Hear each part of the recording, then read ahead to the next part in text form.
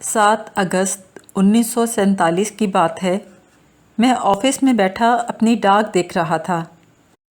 اس میں سے بادامی رنگ کا ایک سائیکلو اسٹائلڈ خط نکلا، جسے میں اپنی زندگی کا ایک نہایت عزیز خط سمجھتا ہوں۔ آغا ہلالی نے نئی دہلی سے حکم بھیجا تھا کہ مجھے پاکستان کی وزارت تجارت میں انڈر سیکرٹری تعینات کیا گیا ہے، اور میں 14 اگست کے بعد جلد از جلد کراچی پہنچ کر اپنے عہدے کا چارج لے لوں۔ حکومت پاکستان سے اپنی زندگی کا پہلا خط پا کر جوش مسرت سے یوں محسوس ہوا جیسے مجھے ایک پوسٹنگ آرڈر نہیں، ایک سلطنت مل گئی ہے۔ میں نے خط کو بار بار پڑھا، آنکھوں سے لگایا اور بھاگم بھاگ وزیر اعلیٰ ہری کرشن مہتاب کی خدمت میں پیش کر دیا۔ وہ بڑے خوش اخلاق، نیک نیت ہندو تھے۔ میرے چہرے پر مسرت کا غیر معمولی ہیجان دیکھ کر وہ افسردہ ہو کر بولے، میری طرف سے کوئی رکاوٹ نہیں ہے، جب جی چاہے چلے جانا۔ مجھے تو اس بات کی چنتا ہے، اگر سب مسلم آفیسر اسی طرح چلے گئے تو یہاں مسلمانوں کی دیکھ بھال کون کرے گا؟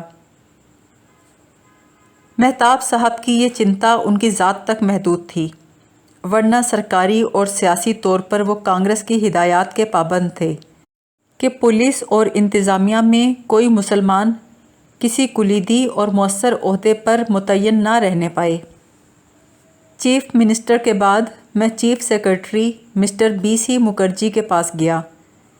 یہ ایک آزاد خیال اور بے تعصب آدمی تھے۔ ICS ٹریننگ کے دوران انہوں نے لندن میں کسی کے پاس سورہ فاتحہ کا انگریزی ترجمہ دیکھا تو اتنے متاثر ہوئے کہ حفظ کر لیا۔ کہتے تھے یہ کسی انسان کا کلام نہیں ہو سکتا۔ 7 چھوٹے چھوٹے فقروں میں اتنا کچھ ہے کہ 7 کتابوں میں نہیں سما سکتا۔ جب میں نے مسٹر مکھرجی کو مہتاب صاحب کی تشویش بتائی تو وہ ہنس کر بولے، تم یہاں رہ بھی جاؤ تو 15 اگست کے بعد تمہیں تمہارے عہدے سے ہٹا کر کسی ریکارڈ آفس میں لگا دیا جائے گا کہ بند کمرے میں بیٹھ کر فائلوں کی گرد جھاڑتے رہو۔ پھر مسٹر مکھرجی نے کہا، میرا خیال ہے چیف سیکرٹری کے طور پر میں بھی چند روز کا مہمان ہوں۔ یہ لوگ مجھے درجہ اول کا ہندو نہیں سمجھتے۔ بہت جلد مجھے کسی بے ضرر محکمے میں بھیج دیں گے۔ یہ چھوٹے دل کے کمینے لوگ ہیں، ان کی باتوں میں نہ آنا۔ بڑے شوق سے پاکستان جاؤ، وہاں جانا تمہارا فرض ہے۔ چند روز بعد گورنر ہاؤس میں کسی ڈنر کی تقریب تھی۔ اسی روز اعلان ہوا تھا کہ 15 اگست سے مسٹر چندو لال ترویدی مشرقی پنجاب کے گورنر ہوں گے۔ ڈنر کی تقریب میں مجھے دیکھ کر مسٹر چندو لال ہاتھ میں وسکی کا گلاس لیے میری طرف لپکے اور بولے، سنا ہے تم پاکستان جانے کی تیاری کر رہے ہو؟ بہت خوب، اگر کبھی لاہور آنا ہوا تو مجھے ضرور ملنا۔ میرا منہ حیرت سے کھلے کا کھلا رہ گیا۔ وہ کہا لگا کر بولے، ہاں ہاں، لاہور، مشرقی پنجاب کا دارالحکومت لاہور ہی تو ہے۔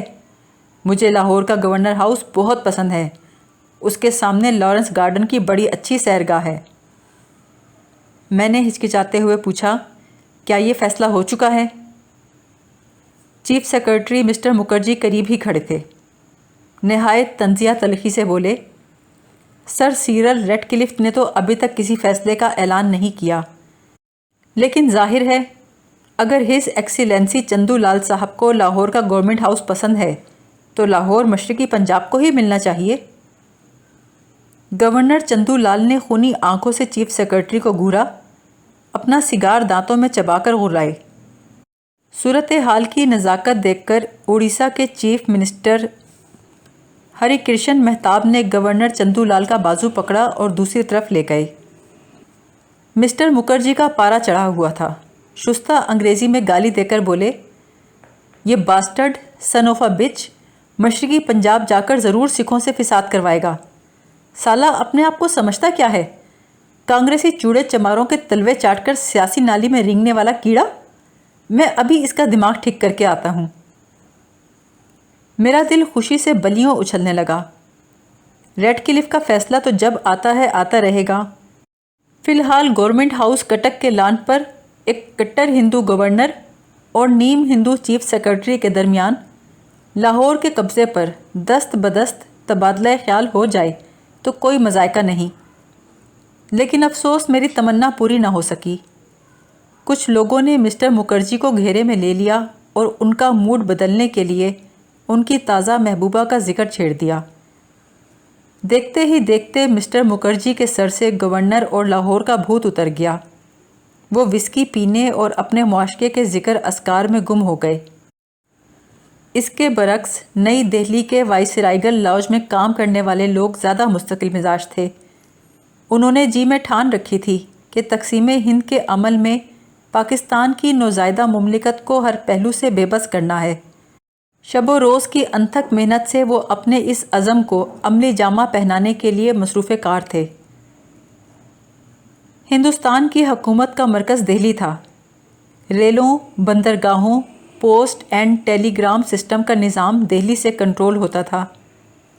صنعتی مراکز اور ریسرچ کے ادارے یہیں تھے۔ مرکزی حکومت کا ریکارڈ آفس اور پرانی دستاویزات کا محافظ خانہ بھی دہلی میں تھے۔ امپیریل لائبریری کلکتہ میں تھی۔ 16 کی 16 آرڈیننس فیکٹریاں اور فوجی ساز و سامان کے ڈپو بھارت میں تھے۔ اس کے علاوہ برٹش راج کا سب سے رفیع شان گورنر جنرل ماؤنٹ بیٹن بھی بھارت کے حصے میں آیا تھا۔ بری، بحری اور ہوائی افواج کے ہیڈ کوارٹرز بھی دہلی میں تھے۔ متحدہ ہندوستان کے دفتری، مالی اور فوجی اثاثوں کا منصفانہ حصہ پاکستان کو دینا پارٹیشن کونسل کی ذمہ داری تھی، جس کا صدر لارڈ ماؤنٹ بیٹن تھا۔ ہندو قدم قدم پر ڈنڈی مارتا تھا، اور سردار پٹیل نے تو قسم کھا رکھی تھی کہ پاکستان کو کام کی کوئی چیز ملنے نہ پائے۔ پاکستان کے حقوق کی وکالت کرنے کا سہرا چودھری محمد علی کے سر ہے، جنہوں نے انتھک محنت، لگن اور قابلیت سے اپنے فرائض کو نبھایا۔ پاکستان کے ظہور میں آنے کے وقت اس کی راہ میں جو دشواریاں اور رکاوٹیں حائل کی جا رہی تھیں، ان کا احاطہ چودھری صاحب نے اپنی کتاب ایمرجنس آف پاکستان میں کیا ہے۔ یہ کتاب لارڈ ماؤنٹ بیٹن، اس کے انگریز مشیروں اور کانگریسی لیڈروں کی ملی بھگت کے بہت سے پوشیدہ گوشوں کو بے نقاب کرتی ہے۔ حکومت ہند کے پاس 4 ارب روپے کیش تھا۔ بڑی تکرار، حجت اور مول تول کے بعد پاکستان کو 75 کروڑ روپیہ دینا طے ہوا۔ 20 کروڑ کی ایک قسط ادا کرنے کے بعد بھارت نے ہاتھ روک لیا۔ 14 اگست 1947 کو پاکستان کی نئی حکومت کے پاس فقط یہی نقد اثاثہ تھا۔ اس وقت مسائل اور اخراجات کی بھرمار تھی۔ بھارت کے پاس سنہری موقع تھا کہ کیش بیلنس کی ادائیگی روک کر روز اول سے ہی اس نئی مملکت کے دیوالیہ پن کو ساری دنیا میں مشتہر کر دے۔ آخر 15 جنوری 1948 کو گاندھی جی کے مرن برت سے گھبرا کر بھارتی حکومت نے کیش کی باقی قسط بادل ناخواستہ ادا کی۔ مالی لحاظ سے یہ زمانہ بڑا نازک اور پرخطر تھا، لیکن خوش اسلوبی سے اس لیے گزر گیا کہ حکومت اور عوام آزادی کے نشے میں سرشار ہر مشکل پر قابو پانے کے لیے تیار تھے۔ فوجی سامان کا 1/3 حصہ پاکستان کے حصے میں آیا تھا۔ مسلح افواج اور فوجی سامان کی تقسیم کے لیے جو ادارہ قائم ہوا، اس کے سربراہ فیلڈ مارشل اوکن لیگ تھے۔ جیسے ہی انہوں نے پاکستان کو ملٹری کا منظور شدہ حصہ دینے کی کوشش کی، کانگریس نے آسمان سر پر اٹھا لیا اور ماؤنٹ بیٹن کے ساتھ مل کر ایسے حالات پیدا کر دیے کہ فیلڈ مارشل اوکن لیگ کو استعفیٰ دینا پڑا۔ فوجی ساز و سامان میں پاکستان کا حصہ ہمیں آج تک وصول نہیں ہوا۔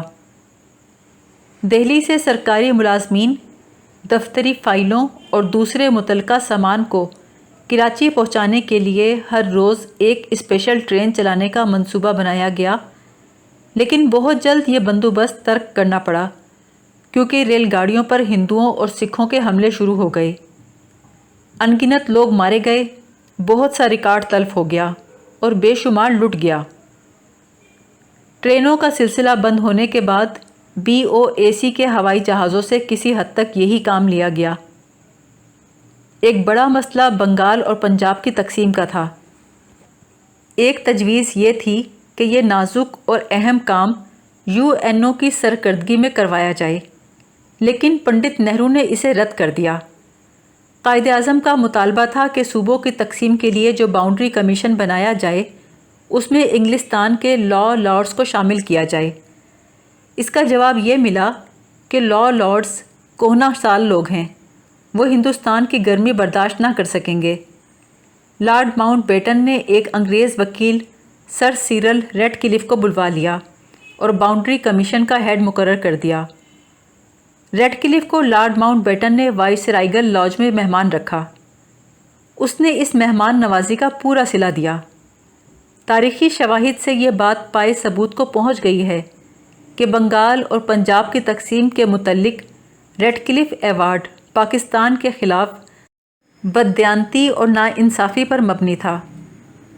چودھری محمد علی صاحب نے ایمرجنس آف پاکستان میں اس کے متعلق کئی حیرت انگیز اور چشمدید واقعات بیان کیے ہیں۔ سوال یہ ہے، کیا ریڈ کلف کی شرمناک جانبداری اور بددیانتی محض لارڈ ماؤنٹ بیٹن کے اثر و رسوخ کا نتیجہ تھی؟ اس زمانے میں یہ افواہ سرگرم تھی کہ کانگریس نے ریڈ کلف کی خدمت میں 2 کروڑ روپے کا نذرانہ چڑھایا ہے۔ ایسی باتوں کے حتمی ثبوت نہیں ملا کرتے۔ کانگریس، لارڈ ماؤنٹ بیٹن اور ریڈ کلف کا گٹھ جوڑ تو بڑی بات تھی۔ بر صغیر میں لارڈ کلائیو اور وارن ہیسٹنگز جیسے مشہور لوگ خراج اور نذرانہ وصول کرنے کی جو روایات چھوڑ گئے ہیں، ان کے پیش نظر اس بات کی ضمانت کون دے سکتا ہے کہ لندن کا ایک غیر معروف وکیل اس زمانے کی 2 کروڑ روپے کی خطیر رقم کو پائے حقارت سے ٹھکرا دے گا؟ لہٰذا اس کے سوا کوئی وجہ نظر نہیں آتی کہ ایک ماہر قانون دان ایسے فیصلے کرے جو نہ صرف خلاف ضابطہ ہوں بلکہ خلاف عقل بھی ہوں۔ کلکتہ کو ریڈ کلف نے بغیر تحقیق و تفتیش کے مغربی بنگال میں شامل کر دیا۔ جب تجویز پیش کی گئی کلکتہ میں ریفرنڈم کروایا جائے تو ماؤنٹ بیٹن نے کانوں کو ہاتھ لگا لیے۔ اسے خدشہ تھا کہیں وہاں کی اچھوت آبادی مسلمانوں کے ساتھ مل کر مشرقی بنگال میں شمولیت کے حق میں رائے نہ دے دے۔ 2 برس بعد سردار ولبھ بھائی پٹیل نے کلکتہ میں ایک تقریر کے دوران انکشاف کیا کہ کانگریس نے ہندوستان کی تقسیم اس شرط پر مانی تھی کہ کلکتہ ہندوستان کے حصے میں آئے گا۔ ظاہر ہے یہ خفیہ معاہدہ لارڈ ماؤنٹ بیٹن کے ساتھ ہی ہوا ہوگا۔ مسلم لیگ کو اس سازش کی کوئی خبر نہ تھی۔ پنجاب کی تقسیم میں ریڈ کلف نے اس سے زیادہ خطرناک گل کھلایا۔ بغیر کوئی وجہ بتائے گورداسپور کو بھارت میں شامل کر دیا۔ گورداسپور کی آبادی میں مسلمانوں کی واضح اکثریت تھی۔ تقسیم کے فارمولے کے تحت یہ ضلع پاکستان کے حصے میں آنا تھا، لیکن ریڈ کلف نے بڑی ڈھٹائی اور بے حیائی سے اسے بھارت کو دے دیا۔ اس طرح بھارت کو جموں کشمیر کے ساتھ آمد و رفت اور غاصبانہ قبضے کا وہ راستہ مل گیا جو اور کسی طرح میسر نہیں آ سکتا تھا۔ گورداسپور کے راستے کشمیر کو بھارت کے ساتھ منسلک کر کے پاکستان کی سرحد پر ایک ننگی تلوار لٹکا دی گئی۔ مغربی پنجاب کی معاشی زندگی کو بھارت کے اختیار میں دینے کے لیے ریڈ کلف نے ایک اور نہلے پر دہلہ مارا۔ فیروز پور میں ان نہروں کے ہیڈ ورکس تھے جو مغربی پنجاب کو سیراب کرتی تھیں۔ ریڈ کلف نے یہ ہیڈ ورکس بھارت کو دے دیے۔ 8 مہینے کے اندر اپریل 1948 میں بھارت نے ان نہروں کا پانی بند کر کے پاکستان کو اپنی برتری کا مزہ چکھا دیا۔ 16 اگست 1947 کو جب ریڈ کلف کے نامنصفانہ ایوارڈ کا اعلان ہوا، اس وقت مشرقی پنجاب اور دہلی کے مسلمانوں پر قتل و غارت کی قیامت ٹوٹی تھی۔ ہندوؤں اور مسلمانوں کے مسلح جتھے فوجیوں اور پولیس کی مدد سے مسلمان مردوں، عورتوں اور بچوں کے جان و مال اور ناموس سے درندوں کی طرح کھیل رہے تھے۔ کتنے لوگ تہہ تیغ ہوئے، کتنی عصمتیں لٹیں، کتنے معصوم بچے مرے، ان سوالوں کا جواب تاریخ کے حساب دان دینے سے قاصر ہیں۔ دہلی اور مشرقی پنجاب کے علاوہ بھارت کے طول و عرض میں اور جگہوں پر بھی ہندو اور سکھ مسلمانوں کے خون سے ہولی کھیل رہے تھے۔ چند ماہ کے اندر 1.5 کروڑ سے اوپر لٹے پٹے مہاجر پاکستان میں ہجرت کر کے آ گئے۔